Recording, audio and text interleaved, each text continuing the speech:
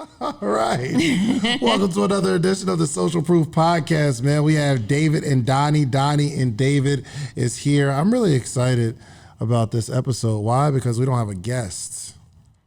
It's always good when we don't have a guest, as much as it is good when we do have a guest. That's a whole fact. That's a whole fact. I think we drop bars. We do. Absolutely. You know, it's just interesting, this journey of podcasting, where you get to get your thoughts out.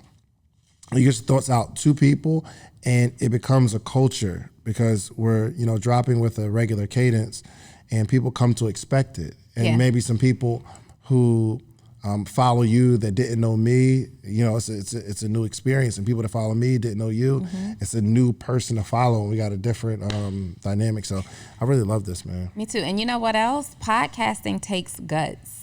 You got to be brave to do a podcast because you're literally being transparent in your thoughts for us on video and audio. Like once we put it out there, it's out there. Yeah. And we can't take it back because people screenshot, they record. You tried one time. Let me tell y'all, first episode. It was not the first episode. It was the first episode. Because it was the dumbest mistake ever. And we're not even going to bring the mistake up. I was so mad. Yeah, and it's really cool though because we are all humans. I wanted David to ask, how dare you put that out there with that mistake in there? Well, Donnie, I just thought it was organic. We're all human and we make mistakes. Not that kind of mistake. Yes, it was like that kind of mistake. Here's the cool part. You made a mistake, but you are still a full-time entrepreneur. You're putting your daughter through college, cash. You stay fly. You are financially independent. No man is taking care of you. No, your child isn't taking care of you. You are a boss and you're killing it. So if we make a mistake, typically the people who point fingers at the people that's making mistakes typically aren't on the level of the person that made the mistake. Let me tell you what that mistake taught me though. Number one, I was angry. I was legit mad. Really? Absolutely. I can tell you're mad because you went real quiet when I was telling you the no. I'm not deleting it. Okay. I was like, okay, bye. No, but let me tell you what it taught me. We sometimes, as we're building out communities, we get so encapsulated within our own communities and our own circles and bubbles that we don't realize that not everybody knows us and not everybody rocks with us like that. Yeah. So me coming into your community and making a mistake, if that had happened in my community, they'd just be laughing and Donnie's so human. She's so human and she's so transparent. But it happening in your community with these new eyes seeing me, and they don't really know. Somebody made an interesting comment on one of our recent episodes that said, "Well, we start reading them comments." Oh, I love to read the comments. I read them for the first couple of days. Mm-hmm. I love the comments, and then if they tag me, it comes to my email, so I see it. And somebody made a comment that said, I was being hard on Donnie in the beginning, but we're used to Dave and just seeing Dave the way that we see Dave. So we had to adjust to her and now she's got to adjust to us. And that's really the truth. So shout out for that comment. But yeah, that really taught me that you're only the bomb to the people who know you. You're only by default the bomb to the people who know you. So if you came into my community talking crap and messing up, they'd be like, yo, who is this dude? Right. Where are his people? Where's his validation at? That's real. But to your audience, they love you and you can do no wrong. Same thing to my audience. So this is good in terms of cross contaminating, so to speak, cross contamination of me into your audience and you into my audience, and let people judge. I also learned that your girl still got thick skin. I still have thick skin. I am really the queen of telling you, I don't care what you think. Yeah. I just, what you think isn't paying my bills. It's not doing this. But when you don't have people really criticizing you on an open public platform, the video has thousands of views, right? And so when you're not used to people criticizing you, do you really not care what people think about you, or do people never really communicate that they don't think well of you? So that taught me that your girl still got thick skin. Oh, I don't though. I care what people think, and it it'll keep me up all night. Like I really genuinely care what people think about me, and it drives me crazy if people don't like me. People have, my care has to be qualified. Like, number one, who is this person that doesn't like me, right? What do you have going on in your life? And what are you what criteria are you judging me from, right? So those things make a difference.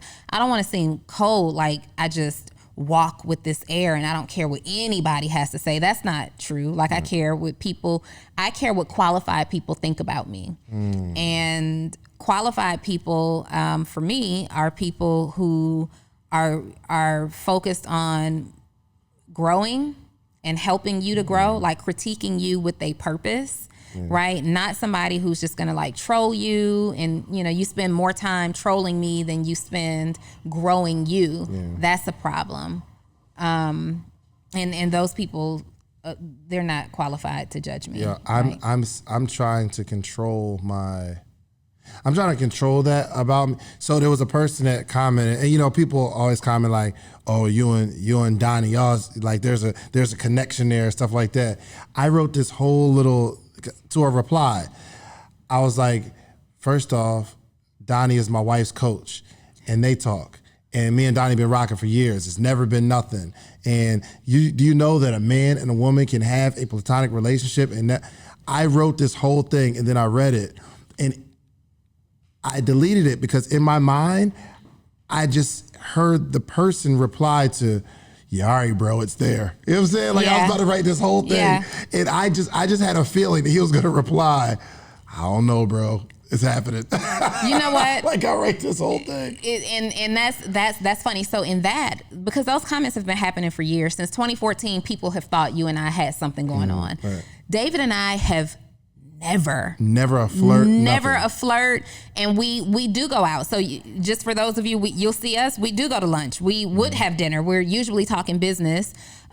His wife is very aware. We're usually calling her from the restaurant like, "Do you want something?" Right. And what was funny is I was texting you last night and I was sending you the throwback videos from us, and there's one where we're scooting together close, right? And you were doing something to my hair, acting like a child.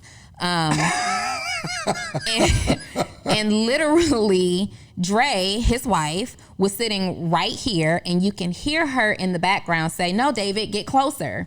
Y'all gotta stop with this foolish stuff. And it's because if Dre wasn't as strong as she was, and if she had not been in this environment, and if my situation wasn't what it was, people can really like destroy opportunities. It's not even because it wouldn't destroy you or me, but it could have raised an eyebrow, or it can for some people raise an eyebrow to say, okay, what if they said y'all can't work together anymore? Now we don't get to impact who we do impact on a positive, because people want there to be some type of juice. They want something to talk about. Yeah, for sure. There ain't nothing to talk about or over if here. Or if my wife were like seeing these comments and it made her feel away. Yeah. You feel me? Like, y'all got to stop it. And now that we know that your wife is pregnant, it's just not okay. It's not okay. But we know that it's going to happen. Yeah. We know that it's going to happen. We giggle at it now, like behind, y'all see this crazy? You see this stuff? But there's so we be laughing at y'all while y'all think y'all hurting our feelings. Right. Craziness. Talk to me real quick. How was your week? What's going on in your world? Okay, I'll start. Yeah. So I got my first vehicle that we're putting on Turo. I see the vehicle outside. We have not had an opportunity to talk about it, but I did see it on Insta. Did you? How? Maddie posted it. Okay, yeah, I didn't post it yet. But yes, so we got that one. Dre is going, she wants 3 more. So we're going to get 3 more this week. 3 more whips? Yeah, so we're going to get 3 more of those? No. We're actually going to get a Porsche Cayenne. Okay. We want a Porsche Cayenne. I think she wants to get like a Lexus truck. Okay. Or a Lexus something. And she wants to get a Toyota Camry to put on Turo. I love it. Yeah. I love it. Don't get a Camry? Why not? Well, and I wanted to ask you, like, are you looking at the stats from Turo to see what their most rented cars are? Those, none of those are it. What you mean? Well, so it's two part. One, Dre just wants a truck. She wants the Porsche. She wants a Porsche. Okay. She wants between the Porsche and the Lexus truck. And so she's convinced you that we'll cash flow this car. Yeah, we'll make enough so she doesn't have to pay it and she could drive the car that she wants to drive. But I don't know. Yo, Toyotas, they definitely, those economy cars, they get rented out. They get rented out. So, yeah, I don't know. We're gonna figure it out. We're gonna figure it out. But well, how does it feel to be driving that range? I'd much rather be driving my car. I'm just so used to my car. I'm not a big truck kind of guy. So let me tell you what can happen. I mean, I don't want you to be uncomfortable. I don't. So if it makes you more comfortable, I can take the range until it's leased. Okay, all right. Good plan, I suppose. And because I'm sure you don't want all these cars like parked at your home. I can hide it inconspicuously in my parking deck. You would do that for me? I would absolutely do that for you. In fact, I'll leave my vehicle parked right outside and I'll come back tomorrow somehow. What have I done to deserve friends like this? You know what I mean? Like, I'll do that for you. Yeah, we gonna get in the game. I'll do that for you. We gonna get in the game. Actually, I am considering purchasing some inventory for Turo as well. Nice. So Maddie's episode is bars. Oh, that joint's crazy. Always bars. That joint's crazy. Yeah. He's really he literally knows everything about the business. Absolutely. Everything about the business. But Maddie is that way. He laser focuses on something and he's going to get into the weeds and learn every single detail, but that's why he generates the success that he does. Yeah, for sure. 40 something cars on Turo. Some of them are long-term renters.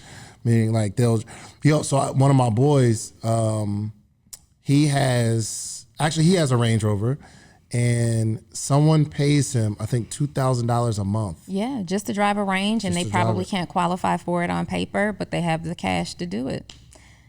All day, every day, yo. All day. So are you going to ask me about my week? Oh, well, I wasn't done. Okay. So we are still going through the plans of the space. I did an investor pitch. So the space isn't a secret anymore. Well, I mean, I still haven't said much about it. You actually did. I mean, I said some things like, we got a building, stuff like that, but they don't know just yet. Shands bought a building. Okay, go ahead, carry on. I did an investor pitch. So I asked someone for $150,000 and I'm super proud of myself. Who proofread that pitch? Nobody. Here's what's crazy. The person that I pitched is a friend and mentor of mine. So not only is he like accepting it, huh? Is it? See? Oh, no. Okay. No. I'm so 10 years old right now. No, I'll share it with you. But like I gave him one pitch and then he's like, first off, the pitch was all wrong. You need to do this, you need to do this. And he said, I'm not taking that particular deal. He said, come back with another deal that includes equity. So I came back today, actually. We talked about it. And he said, all right, it's getting better, but we haven't agreed to an equity deal. But he said, on Monday, we'll talk about it again. And he'll come back with an official counter. So what's the minimum investment for an equity deal? This one. Dang. Because here's the thing. I want the money for the build out. Here's why I'm in a good position though. I'm not chasing the money because I have it. Well, no, not that I have, not I got it like that, but I'll do it myself. I'll go get the money. Mm-hmm. So I dropped a high ticket program, and I had 5 people do the 5,000. So that's 25,000. Only reason I did the program is to make sure we got more money here. I got some money in the stock market. I'll pull it all out. All of it. Shut it down today. Yeah. Oh, yeah. I'm gonna introduce you to Terica too. We're in a real estate deal. I'm literally the person that will take everything I have and push all my chips in the middle of the table and say I'm all in. Let's go. You are. Yep. Mortgage my house and everything. Won't even tell my wife. Until now. I'm that guy. Hey, Trey. You know what I'm saying? I wish you would. Babe, oh, you don't believe in my dream? Forget this house.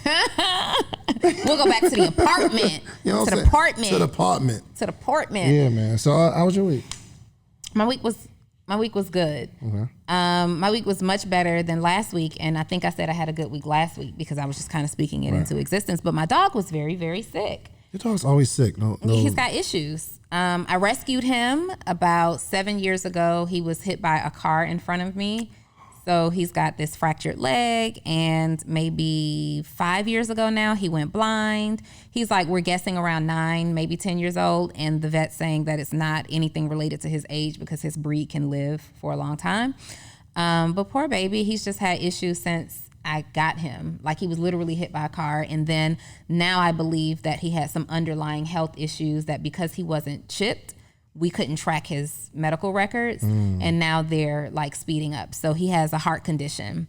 And so when I say he's always sick, it's always something that is a result of this heart condition, but he's not well enough to really go through a permanent fix, which requires like surgery and anesthesia. So he was really, really sick last week. I honestly thought it was the time before the last, they told me to start considering his quality of life and maybe think about, maybe I would have to lay him down. And I'm like, but he's still very active and he's wagging his tail. So I didn't listen, thankfully, because he went right back to himself. But then he got sick last week and he wouldn't eat, he wouldn't use the bathroom, he wouldn't drink water. And it just turned out that there was another infection that came up, and since they've treated the infection, he had a urinary tract infection. And so since they've treated that now, he's much better this week, so I'm happy again because that's like my little dude. He's like my baby. Yeah, for sure. He is. I love my dog, and I'm not even a pet person, but I'm his pet person. Yeah, because Anyway, I'll be praying for your dog. Thank you for praying for my dog. So with that being said, I've had an exceptional week. I'm going to be really honest with you. This week has been super unproductive for me in business. Really? Wow. Yeah, I think maybe because, so my dog isn't allowed in my bedroom for several reasons. Number one, he's blind, and there's a lot of things in my room where he could hurt himself. But he will try to jump on the bed, and my bed is up high. And if he tried to get down in the middle of the night, he'll hurt himself.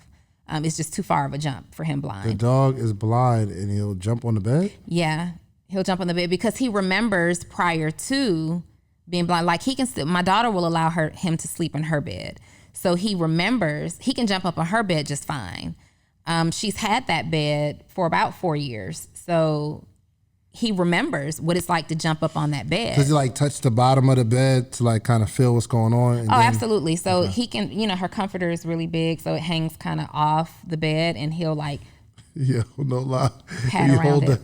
If you hold the comforter up and he feels jump. the bottom, he'll just jump. He'll jump. Yeah, but he'll only jump on the bed if he knows that she's in it. Gotcha. Right? Okay. Gotcha. And so he has tried a few times to jump on mine, and my bed is too high, and you just can't. And I don't do animals in the bed. And for all you animal lovers, that's just my thing. Dogs go outside and step in their poop, not getting in my bed. Okay. Right. So anyway, I think because I slept last week every day until yesterday, I slept on the sofa every single day, and I have the most uncomfortable sofa on planet Earth.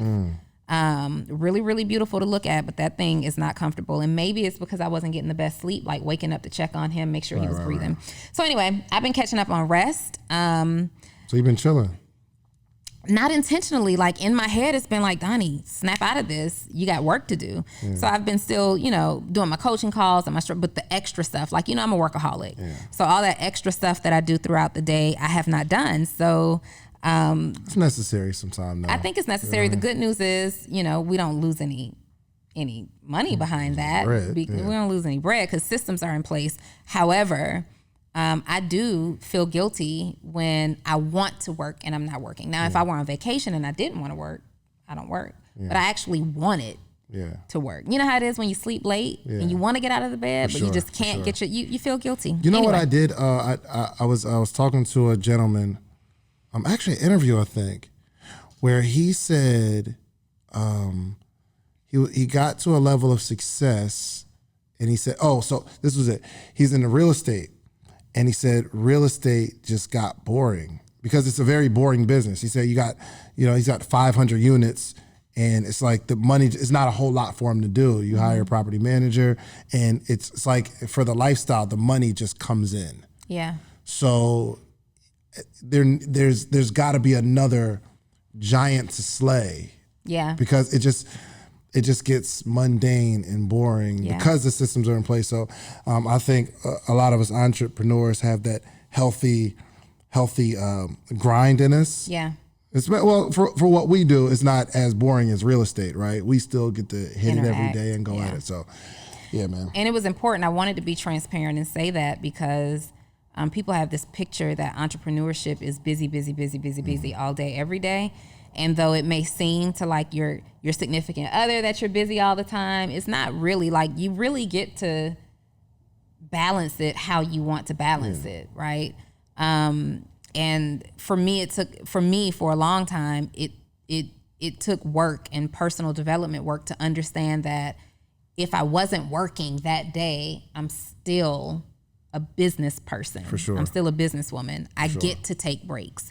Absolutely. So this has been kind of my, I asked myself for permission to take off this week, and I did. You deserve it. I did. You deserve it. So if you don't mind, I'd like to do something different today. Like what? I think it would be totally cool to interview you. Me? You. I've got a cool story. I could be on the Social Proof podcast. I've done some stuff. Can you drop Social Proof on the Social Proof podcast? I think I've done enough, right, to be on the. Can I be on the show? Like a lot of entrepreneurs hit me. I'm sure you get it too. Like, yo, I like to be on the show. So like, Donnie, can I be on your show, man? You can be on the show. Listen, I think it's important. In all seriousness, your audience has grown so much, right? There are people who have been in your community for years who know all about your story. But there's other people who are just recently becoming a part of your community who just think you're the cool content guy. Mm-hmm. But where did he start? All right. So I think we need to talk about David Shands today. Let's do it. And I'm asking tough questions. I got answers. Let's go. Okay. All right. So first of all, for everybody, tell us who you are. Who is David Shands? Hey guys, my name is David Shands. I am an entrepreneur. I have a podcast called Social Proof Podcast. I am a podcaster, but I teach entrepreneurs entrepreneurship, man. I just remember the time when I wanted to be a successful entrepreneur so bad, and I just didn't know what to do. I tried everything. I just tried everything. And I realized that a major key to it all is just sticking and staying to one thing and being consistent. So I started a t-shirt brand called Sleep is for Suckers. Wait, slow down. You've done a lot of things. Mm-hmm. Where did it start, though? You didn't start with a t-shirt brand called Sleep is for Suckers. I did. I started as a kid in Walmart. Well, so I was in Walmart, and me and my mom went down this aisle, and there was like, I think I got some money for my birthday or something. I don't know what it was. But I had some money, and I was like, wow, they had like this, I don't know if it was like a 5-pound bag, like a big bag of Jolly Ranchers. And I said, that's a lot of Jolly Ranchers.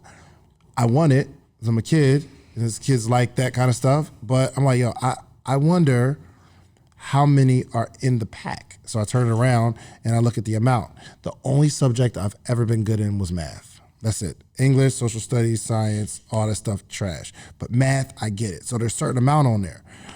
And I started thinking to myself, if I sold these Jolly Ranchers for 10 cents, how much money would I make? Mm-hmm. Or I make at least enough to pay for the bag that I could eat the rest myself. Mm-hmm. So I bought it and started selling Jolly Ranchers in school. So at that time, you were learning how to turn a liability into an asset. I was trying to figure out how to eat candy for free. But what you were actually doing was turning a liability into an asset, and you didn't even really know it. My liability being my habit of candy. Your liability being the money that you spent on really a useless habit. That's fact. Right? That's a fact. Yep. Now. Okay. Oh, so I've been a business main for years. Then let's go. Asset. See, Mom, these Jolly Ranchers.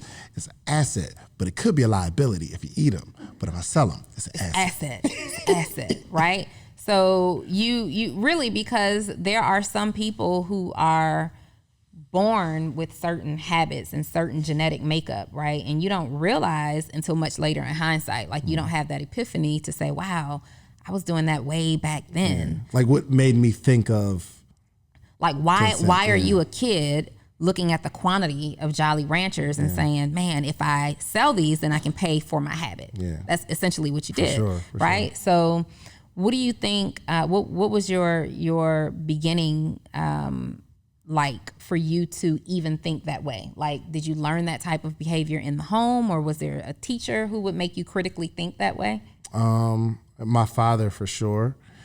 He's always been an entrepreneur. Before I knew what an entrepreneur was, but he had this office and he used to sell Nature Sunshine. He was actually in network marketing. And in his office, he'd just have these pills. Like, I'm talking about pills and pills and pills. It's just everywhere. And he'd make us take the stuff. And I'm like, all right, Dad, it's just I don't think it works. Like, I was a kid knowing that, thinking that, like, yo, that's a placebo. Now as a kid, I don't know if I know. I was like, yo, this stuff don't work. Here's the thing. One of my friends, Mike Driver, he took it one time because, this pill's supposed to give you energy. And he was like, yo, let me get some.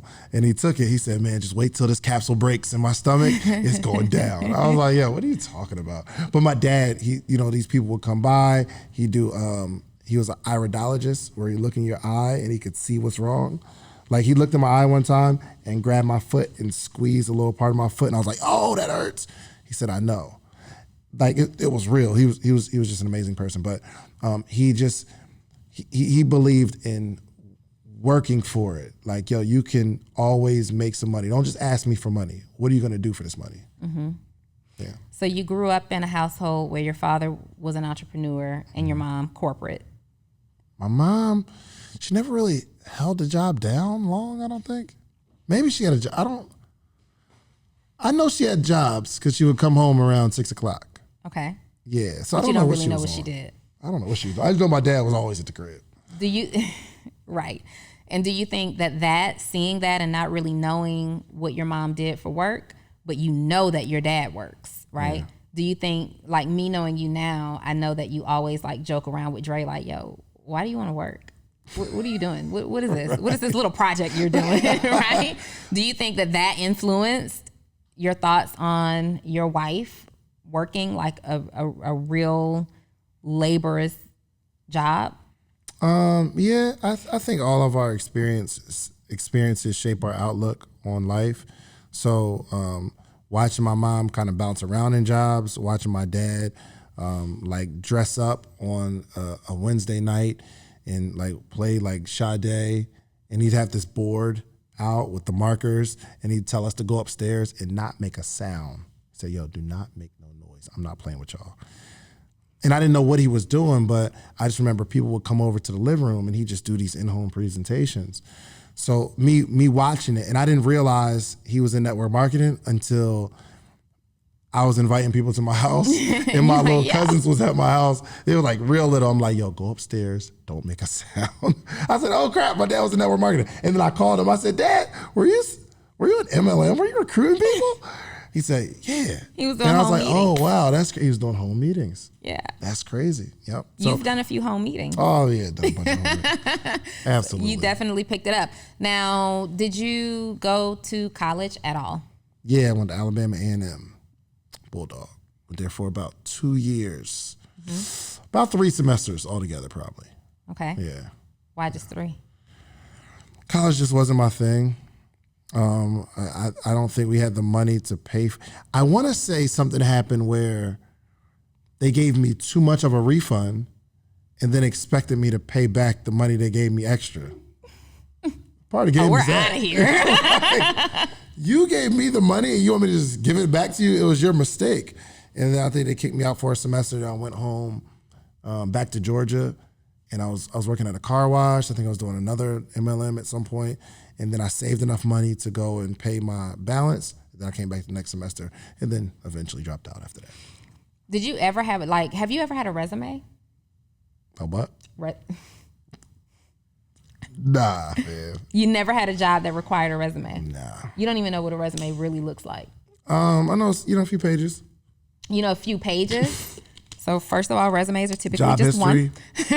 one. Really? I thought it was like you Little put it in a little folder. objective. You put it in a little folder? Yeah, you know, like on the movies. Why would you try to go get a job with a portfolio? Well, it depends on the type of job that. No, bro. Look at the movies. They all, when they're sitting in line, they got their little packet. They got the little folder.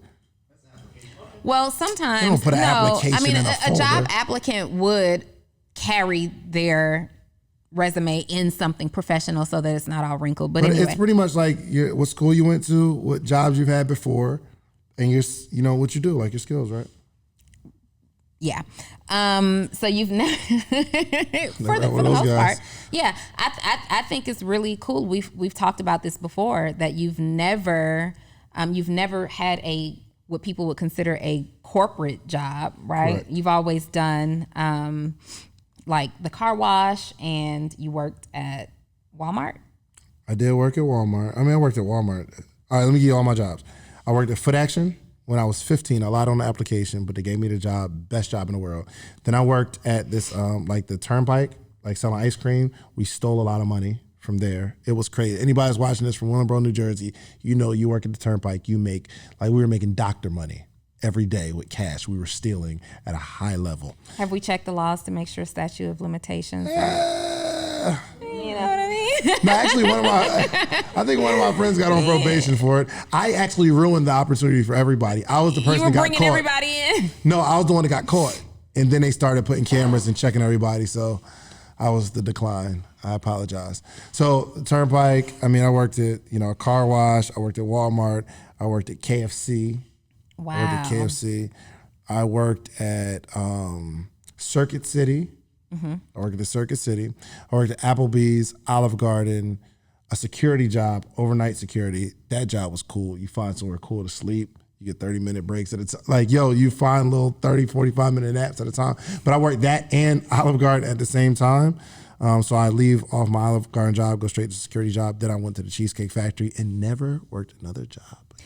I find it interesting that you are, you don't like to refer to yourself as such, but you are a mogul in the Black entrepreneur space for sure, right?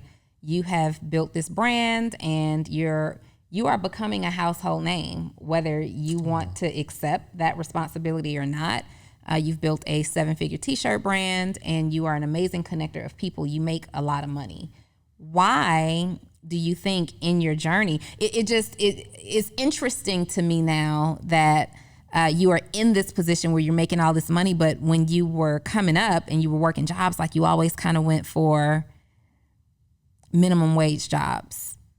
What was holding you back from saying, you know what, I'm going to go for an executive level job? Or were you even old enough to do that? Well, I think in my head, I wasn't going to be there long anyway. Okay. You always knew that. Every job I went to, it was a temporary thing. Like I'm only here because I'm in a rough position right now, but something is going to work. Were you that guy who was like sleeping on people's sofas, rough position, can't pay bills? Nah. Well, one summer I did sleep at. So my man DJ Infamous, shout out to Infamous. It was after I was still in Alabama, Huntsville, Alabama. DJ Infamous moved to Atlanta for the summer to do like a summer internship at V103, and I stayed in his room, so I didn't sleep on the couch, or I stayed at my mom's house. I never couch surfed like that. You never did that. Nah, you just didn't really have money. I always had a room. My cousin, I went to New Jersey for the summer. I'd lived with my cousin. And we were both in his room, and we both had air mattresses, which was odd because this is his house. You're supposed to have a bed. Yeah. But shouts out to my cousin, and rest in peace, my cousin Maul. But I wasn't a couch surfer. So you knew that these jobs were temporary. Was it always that you knew that the jobs were temporary because you knew that entrepreneurship was the lane that you were going to go down? Or was it just temporary because you wanted to job hop? Like, I know that the t-shirt line came when you were working at Cheesecake Factory, but what made you say, okay, entrepreneur, t-shirts, customize, sell them?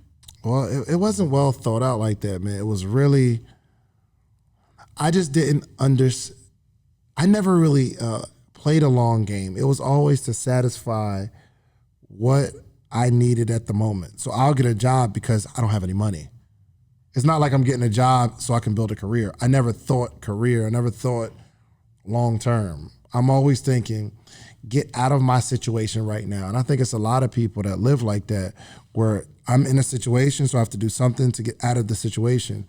But those types of moves is what leaves us in the situation that we're in, because we're always just chasing to satisfy what's going on now. Yeah. You know what I mean? So I just get into the job for that particular purpose.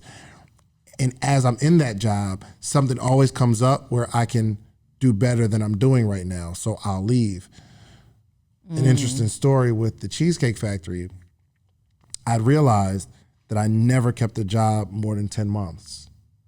So my goal was to be there for a year. That was my goal. When I got the job, I said, yo, I need to I need to stay at somewhere. And I remember like literally celebrating me being there for a year. Not because I'm building a career here, but I'm finally becoming mature enough to be consistent at something. How old were you? I was 25. Okay. 25. First time being consistent at anything. Was it like 20 years ago?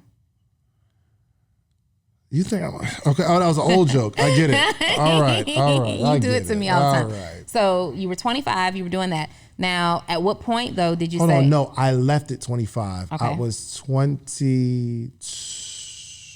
Wow. Hold on. You were there for 1 year? So 2012, I quit. So that was 8 years ago. 2 years, that would be 10 years ago. 25, 4 years. So yes, I was 22 when I was 21, turning 22. Okay. Somewhere along there, something inspired you to put graphics on a t-shirt. What happened? I was already painting t-shirts in college. Like I was painting shirts. Like if Jovan wanted his name on there, I make Jovan on a shirt with fabric paint. And I stopped that because again, I had this consistency problem. And in college, I made an email that said sleepisforsuckers@gmail.com. Don't ask me where I got it from. I think I just made a shirt that says sleep is for suckers. And I'm like, oh, that's cool. I'll make it a email.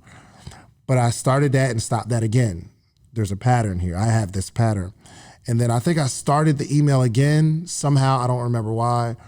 And I started using it and I sent it to my man, Tyrell Lewis. And he said, he said, sleep is for suckers at Gmail. That's hard. I like that. You should make it a brand. I said, all right, cool. So I started putting it on t-shirts. Dope. I think I know Tyrell. Yeah. Yeah, I think so. Or I'm familiar with him. Okay, so you're doing this. You're usually starting stuff, you're stopping stuff. What made you say, you know what? I'm sticking with this. Oddly enough, when I started working at the Cheesecake Factory, I said, I got to get over this 10-month hump. And then I'm going to, I got to 12 months. I'm like, I'm there for a year. I'm like, wow, I'm consistent now. And another year passed and I was there for 2 years. And that's when I said, wow, I literally proved to myself that I can be consistent at something. Then I got to my third year and I'm like, oh, wow, I am officially, I got a job that I'm holding down for 3 years. Mm-hmm. And once I started my t-shirt business, I think working at the Cheesecake Factory broke my habit of inconsistency. So once I put my mind to this thing, I said, I'm gonna ride it out, and it worked. When did you know that, okay, yep, this is it. I'm taking this all the way.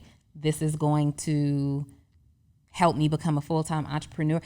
Did you see yourself creating a 7-figure t-shirt brand ever? Did you see it, or did you just kind of check your account one day and you're like, wow, we made 7 figures doing this thing? 6 figures is the goal, baby. Yeah. 6 figures is financial freedom. Okay. 6 figures is success. It is what do you success. mean? If I can make 6 figures, I don't have to do nothing for the rest of my life. I make 6 figures. I'm saving everybody. I'm coming back to get everybody, putting everybody I'm going to get a Lambo. I'm just go get a mansion. $100,000 a year. I'm lit. Okay. How long did it take you to get to 100,000? So I left my job 2.5 years in to me starting my business, and that that third year, probably a year after I left, I made 6 figures. Wow. And were you originally like hustling your t-shirts out of a car, meeting people wherever to pick their shirts up? Absolutely. The grind was real, man. I have a website for a long time. I ain't even trademarked my joint for a while. I got a design, printed the t-shirts, and started hitting the streets. Starting with my coworkers, friends, family, going to barbershops. I'm hand in hand with it. Yeah. Did you ever want to quit? What? Yeah, absolutely. I want to quit stuff now. I have like we all have this feeling of, dang, I should do something else. Remember when we was about to do the We would have did it. Numbers didn't add up. hilarious. Yes. Okay, so you wanted to quit, but you didn't. You've got this successful t-shirt line, but because you have now moved on into other ventures, why wasn't that enough? Like, you made the 6 figures. I mean, it's all relative. And anybody that has ever gone after a goal, what we think in our head the goal is, when we're thinking about it and we're not close to it, it's like this big dream. But once you get closer to it, it's not as attractive. It's not as. It's almost like I don't know how to explain it, but the closer you get to the goal, you get a job and you're making $30,000 a year, and you're like, yo, the managers make 60. And you're looking at the managers and you're thinking, yo, manager, you should be happy. You should be like this is a dream job. But the managers are all sad. They're all upset. They're disgruntled. They're complaining about the job. When you double your income, you go from 30,000 to being a manager making 60,000. It's exciting for a little bit because your checks are bigger, but then your lifestyle changes a little bit. And then 6 months into it, you're like, I need some. Ooh, if I could be general manager, they make 100. Right. They make 100. So our nature, I believe, is to be unsatisfied with where we are, because there's always another level. Like the gentleman I was talking about. Can you imagine having 500 units in real estate, never having to work again? Somebody that maybe I can't imagine that. Maybe that right. So maybe that 10 years ago for him would be the life dream. I get to travel and chill, but now he's like, yo, I gotta go build something. He started a bank. He doesn't need the money. How much money can you spend? Right? So there's always another dragon to slay. Always. You know always. So you have the t-shirts. When we met, this is now coming around the time I believe that you and I met. We met in 2014. Okay. The first time we worked together, you invited me to join you and Javon and I believe several other people on the Black Wall Street tour, and we went to Florida. Was you on there, Joe? Yes, you were. Pre-you? You were. We were all on that Spirit flight. You bought us tickets for. You didn't go. It was like 10 of us.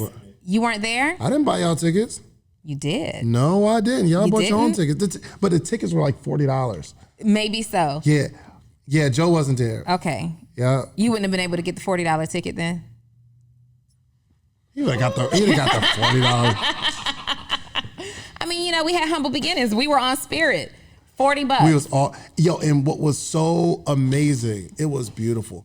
We literally it was like 15 to 20 people that flew from Atlanta to Florida to go to a high school to talk to some kids. All day. Crazy. Went back to the airport, left that same day. But it was really fun and really impactful. That was my first time seeing you do your thing and really learning your heart for serving, especially youth. And so you're really connected there. I know right now this year with everything that's going on with coronavirus, being able to go and tour and be in the schools has shut down completely for you. What's your connection to working with youth, and why do you believe so passionately in that? It's the kids' energy, and I remember being a kid with dreams with no examples. You know what I mean? Like, so these kids have teachers that are telling them to do the right thing. And in the kids' mind, they're thinking, well, I don't want to do what you did. I don't want to do what you feel me? Like a teacher saying, yo, you need to do A, B, and C. And the kid's like, yo, did you do A, B, and C? And they say, yes, I did. And you're like, why would I want to do what you did to get where you at? I don't want to be there. Yeah. I just remember being fairly young and seeing an example in network marketing. You're 17, I was like 17, 18 years old when I started in prepaid legal. Yes, 17. I was 17. Yeah, I lied on the application. I was a liar. I'm a liar, bro. Dang. I was 17, but you had to be 18 to join, but I just put the birth date on there. And I'm seeing a black guy in the front of the room that looks fairly young that made 6 figures. Woo. That's all I needed. I ain't have to talk to him. I ain't have to I don't need no mentorship. Oh crap, it's possible. I'm going there. Mm-hmm. So if a kid, I know they have a couple choices, right? The teacher is telling them to do some stuff. Mm-hmm. I'm not going to do what you did because I don't want to be there. Right. But down the street, there's a gentleman that's sitting on the car with 2 really, really pretty girls around him. This gentleman has a chain, gold teeth, and he looks like he's balling. I need to do that. Whatever you did to get them pretty girls around you like that and to get them chains and have the money and drive that car, I'm doing that. What do you think that person tells the kid that they did to do that? Right. It wasn't start a business. It wasn't like, yo, I got this brand that I'm building and I have a marketing firm. That's not it. So the kid has those 2 choices, 2 examples. And a third, my parents. I don't want to be like my parents. I don't want to be like my teachers. Yes, I do want to be like the rappers, but the rappers are talking about the stuff that this person that's sitting on this car with these 2 pretty girls, the rappers are doing that, and that dude's probably going to be the rapper soon, so I need to be him. And I fall into that cycle. So I feel like it's a duty to go to the schools and give an example of somebody that looks like you, that didn't do any of that stuff, that lives off their own ideas. So it's a responsibility. And you know what? Responsibility. What's interesting about that is I see people all the time who kids, adults, whatever, take on these responsibilities and not live them through. I literally have watched you follow up with these kids. I remember very clearly there were 2 young ladies who made cupcakes in a jar. Yeah. And they even kept in touch with me for a while, right? So they're grown people now at this point, but you would always constantly push them and promote their brand, talk about their cupcakes, and the cupcakes were delicious. Amazing. They were delicious, but this is what you do. You don't just drop in and be out. You invite these kids to keep in touch with you. You help them start businesses. I have seen you invest out of your own pocket, out of your own pocket into helping develop kids. You did it with my own daughter. You know, she didn't have any experience selling T-shirts. I was looking at the video. That was dope. I was looking at the video last night. In fact, I'm going to post that video of her working at the kiosk selling T-shirts. But that's so important. To us, it was her working at the kiosk selling T-shirts, but in 10 years, she's going to remember, I worked for Mr. David, who let me sell T-shirts at the business that he owns, and at the end of the night, I got paid for it, right? So that's commission. Did I pay her? You she absolutely. Got her check. Okay. Yeah. And Deja don't play about her money now. Let me tell you the cool thing about Deja, though. She put her friends on. Yeah. She's a little network marketer. She get it from her mama. All these people I'm supposed to pay who? What? I'm Listen, okay, we see you, Dave. David hired my daughter. I think she was maybe 14, 15 at the time, and he needed more people. She's like, listen, what do you need? I have it staffed the whole kiosk. But just giving kids the opportunity, I don't even know if you realize the magnitude of what that experience will mean, right? Putting kids in a situation to say, okay, this is what you have. Here's an opportunity. Go out there and maximize it. That's huge. And then not even just with kids, you do that. You invest your time every single day I see you, and I have even told you, yo, what's up with these meetings that you're doing every single day? Remember I told you that? Yeah, like, for sure. Shands, stop that. For $60? $60. And it wasn't even $60 in the beginning. Right, yeah. But I'm like, yo, you're meeting with people for an hour, 5 days a week, but you're still consistently doing that years later. Yeah. So it's to me, it's a part of your DNA. For sure. It's your genetic makeup. Yeah. Do you think that it has anything to do with you having a void in that area for yourself? Because now you have mentors and you understand what that feels like, but why do you invest so much time? 100%. Yeah, just that experience, just not having a true example. Again, my dad was an entrepreneur, but he never really like reached, levels of success as an entrepreneur. But I mean, like think about a kid who the ice cream truck is coming and they don't have any money to buy ice cream. When that kid grows up and he has enough money, like he's inclined to go to those streets. And when the ice cream truck comes, he's like, yo, what you want? What you want? I got you. Because I remember the feeling of my friend got something, but I can't. I just don't have it. And I got to act like I don't want any right now. You know what I mean? Or if a kid didn't, I gave this kid a bunch of shoes that, that were still in good condition that I just don't wear anymore because I remember having to wear the one pair of shoes every single day and they were like beat up and I get roasted for it. And you give it. You just give it because you remember the feeling. So I feel like when a lot of people reach certain levels of success, and I don't look at myself as like super successful because that's all relative, right? But they forget to reach back. They forget about the person that's just starting, right? Jovan and David, who have an idea, but there's still a job, and there's the transition. So Joe knows I'll pour into him, like, yo, come out to Iowa with me. We're gonna do this training, right? Because I just remember, times where no one took me under their wing, and then I do remember times where someone did take me under their wing, and they'll say, yo, just come on this trip with me. I'll pay for the flight. I got you. And I'm like, yo, this is crazy. When somebody like takes me out to dinner, they're like, yo, don't worry about it, I gotta pay. I'm like, yo, I should have ordered steak. That's why I haven't taken you to dinner. Yo, are we going to Ocean Air? What we doing? We're gonna go to Ocean Air. When do you want to go to Ocean Air? Next week would be good. Yeah, I don't know about next week. It's probably like a now or never kind of. Actually, Friday I got a guy that wants to be on the podcast. And we're going to lunch tomorrow. I can totally make that. Hello. I'll put Donni on a meal. Put me onto the meal. Let's go. Yeah, I can absolutely make that. Okay, so you're on this journey. You're impacting people. When did you know, Shands, like, okay, I will never have to go back to a job. Like, this is it. I'll never have to go to a job again. When Uber came out. Elaborate. Were you Ubering? No. It was some times where it got rocky though, and I was like, I'll never go back to a job again.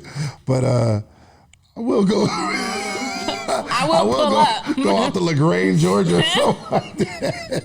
You gotta go somewhere else alone. Nobody knows you. What? I looked at a little map, like these t-shirts ain't moving the way they used to. You know what's funny? I actually, because I never had to do it. But there were some rocky moments, right? There were some rocky moments where you just really don't know. And I'm like, yo, this Uber thing is amazing. But what would I do if somebody got in my car that knew me? Yeah. And, this is years ago, and you're supposed to be successful and, all this stuff. Because people title you as successful before you ever claim it. Yeah. At least that's what happened to me. Yeah, for right? Sure. People assume that you have achieved. We read a book, we regurgitate what we read in the book, and now people think you're like that deal. For sure. I made $250,000. I had 2 kiosks and a store. I made $250,000 in 1 year. I actually walked home with like 35, 40. So you can imagine that year, it just looks good. Yeah. Oh, balling. Yeah. I was broke. Yeah. Now, why? Was it because you were mismanaging money? Was your overhead ridiculously high? Like, why both high overhead. Yeah, high overhead. You got employees, you got product costs, and you are living as if you're profiting $250,000. Gotta live You're it going out to eat. Like, and I was single at the time, so what you want? Go on a little date? You want a little flank steak? You want a little flank steak and a little scrambled flank eggs? steak and scrambled eggs. Let's go. I got you, boo. The Jordans come out, I just buy the Jordans, and I'm not because the money's coming. The money's coming. It's like, okay, I have it right now. That cash money is hard to not spend. Not realizing I have to pay it out tomorrow. Yeah. So yeah, I'm sorry. No. That was good because somebody needs to hear that. Like, we see these screenshots, especially right now, and you'll see the $1 million made, but they forget to show the $750 that went into ad spend, right? They forget to show the other $50 that went into paying 2 salaries or, whatever the case may be. So it's really important while you may actually bring in and generate $250, you walked away with under 40. For sure. Under $40,000. What had to change? Like, what was it? Habits? Was it sourcing different manufacturers? Like, what had to change for you to actually start turning a real profit in your business? Education, mentorship, and being transparent enough to go to somebody and say, yo, I'm broke. That's hard. Because there are people that can help you, but you're so prideful that you don't want to go to the people that can help you because you'd rather hold up this thing of success, the image, right? So it was me humbling myself and being, now I had to go high up the chain to someone like really successful, one of my mentors, and say, yo, something's broken here. And he educated me. He said, okay, let's go through the numbers. You need to find a bookkeeper, somebody that can count your money for you. I'm like, I know how to count. Math, my greatest subject. I'm good. Got that. You need a professional. You're going to another level. You need someone that can count your money for you, and really introduce me to like saving. It's a big deal to buy a $200 pair of sneakers. That's a lot of money.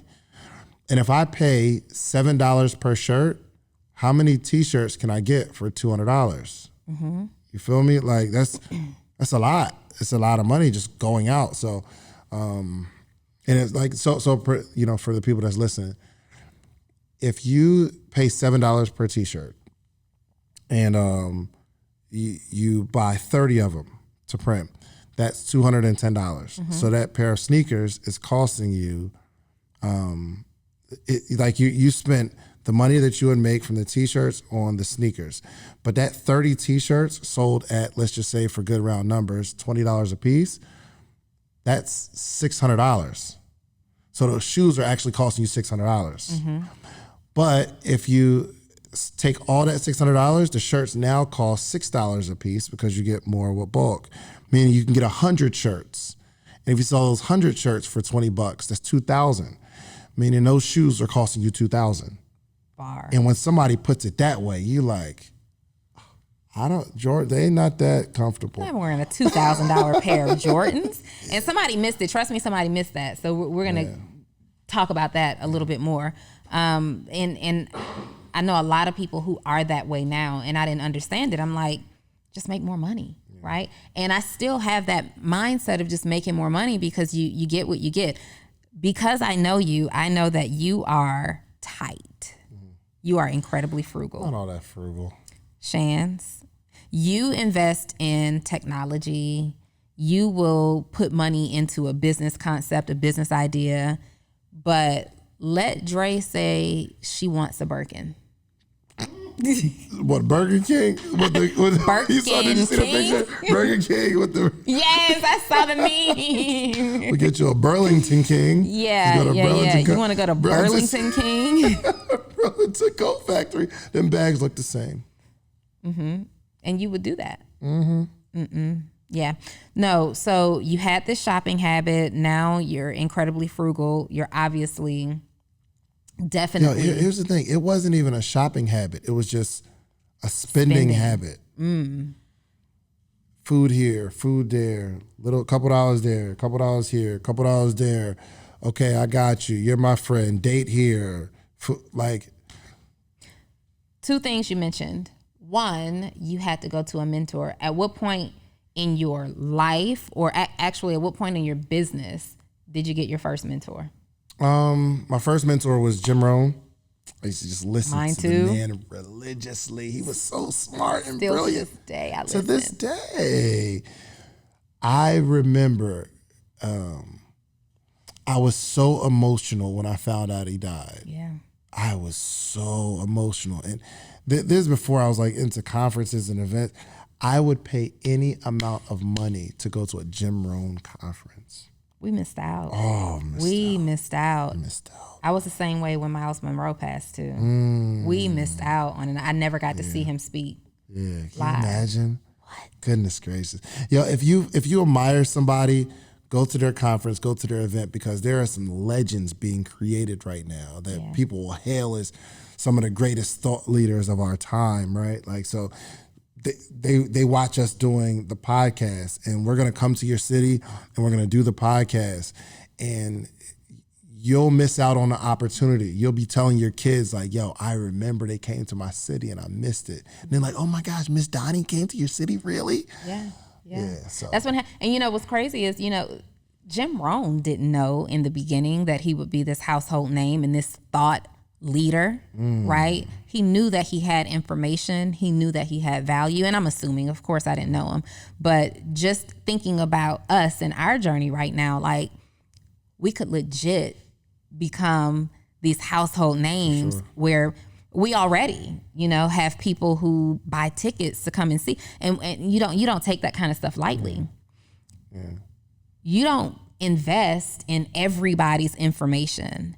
So to be valued so highly that people will literally pay to come in a room to hear us speak, I still to this day am like, wow. People like, are you used to it yet? No.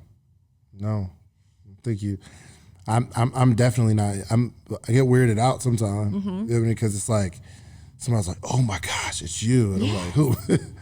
Me? I'm the most. All you got to do is like put up $1 for the morning meetup. We're on the call every day. Every day like, we talk. Yeah, like so. I don't think I'll ever get used to that or people thinking of me that highly. You know what I mean? I don't know. But you're aware that they do. Yeah, because I get the reactions, but I don't know. Okay. I don't know how to take it. So you had a mentor from afar, Jim Rohn, the incredible Jim Rohn. When did you get your first, I can call you, I can talk to you, we can connect mentor?